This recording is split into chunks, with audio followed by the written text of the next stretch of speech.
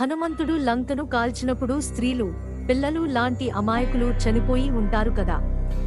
అది అధర్మం కాదా? సినిమాలు, టీవీ సీరియళ్లలో చూపినదే రామాయణం అని నమ్మి వాల్మీకి రామాయణం చదవకపోవడం వలన ఇటువంటి సందేహాలు కలగడం సహజమే. ఆదికావ్యమైన వాల్మీకి రామాయణం పూర్తిగా చదివిన వారికి ఇటువంటి సందేహం రాదు. నా వాలమున ప్రజ్వరిల్లుచున్న ఈ అగ్నిదేవునకు నన్ను చల్లగా జూచి నాకు తోడ్పడినందులకే కృతజ్ఞతగా ఈ మహాభవనములను ఆహుతిగా సమర్పించుట న్యాయమగును అంటూ ఈ కార్యక్రమానికి బోని చేస్తూ హనుమంతుడు ముందుగా కాల్చినది మహామంత్రి ప్రహస్తని గృహం. ఆ తరువాత వరుసగా మహాపాశ్వుడు, వజ్రదంష్ట్ర, శుకుడు, సారణుడు, ఇంద్రజిత్తు, జంబుమాలి, సుమాలి, రావణాసురుడు ఇలా ఒక్కొక్కరి ఇల్లు తగులబెట్టి చివరిగా త్రికూట పర్వత శిఖరము నుండి మిగిలిన లంకకు కూడా నిప్పు పెట్టెను. విభీషణుడి ప్రాసాదమును మాత్రము తాకనైనా తాకలేదు. ఇదంతా చూస్తున్న సమస్త దేవతలు, మునీశ్వరులు, గంధర్వులు, విద్యాధరులు, నాగులు, యక్షులు, అచ్చటగల సకల ప్రాణులు పరమానందభరితులయ్యారు. ఇంతటి విధ్వంసం హనుమంతుని ద్వారా జరగడానికి కారణం లేకపోలేదు.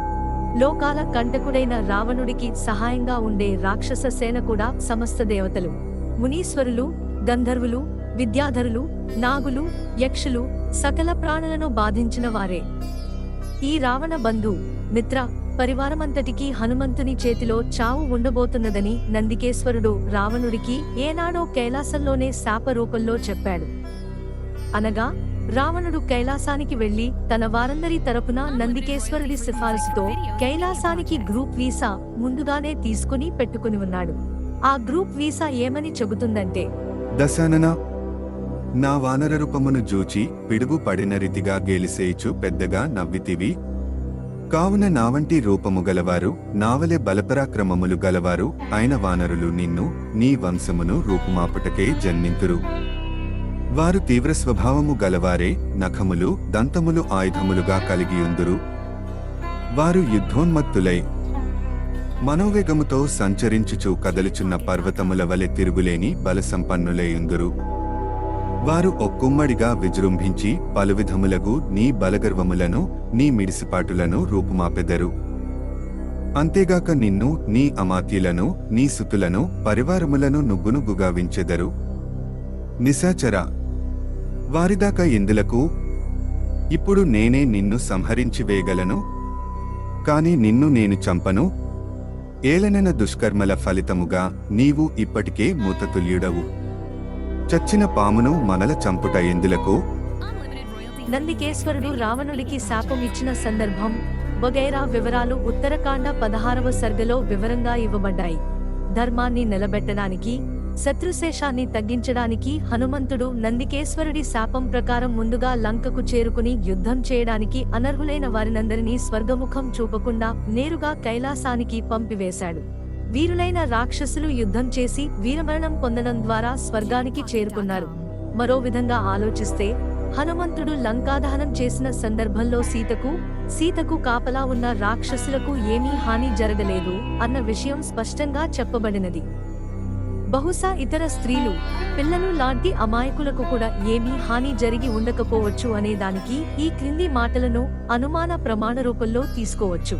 యుద్ధకాండలో రామలక్ష్మణులు నాగపాస బద్దులైనప్పుడు గరుత్మంతుడు వచ్చి వారిని బంధనాల నుండి విడిపిస్తాడు.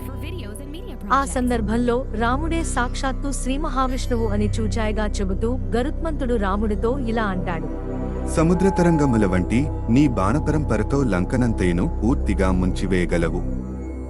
బాలురు, స్త్రీలు, వృద్ధులు మాత్రము సురక్షితులుగా ఉందురు. బద్ధశత్రువైన రావణుని వధించి నీవు తప్పక సీతాదేవిని పొందగలవు. వాల్మీకి రామాయణాన్ని పూర్తిగా చదవకుండా సినిమాలు, టీవీ సీరియళ్ల ఆధారంగా మాత్రమే కథ తెలుసుకున్న వారికి చాలా ముఖ్యమైన విషయాలు తెలియకపోవచ్చు.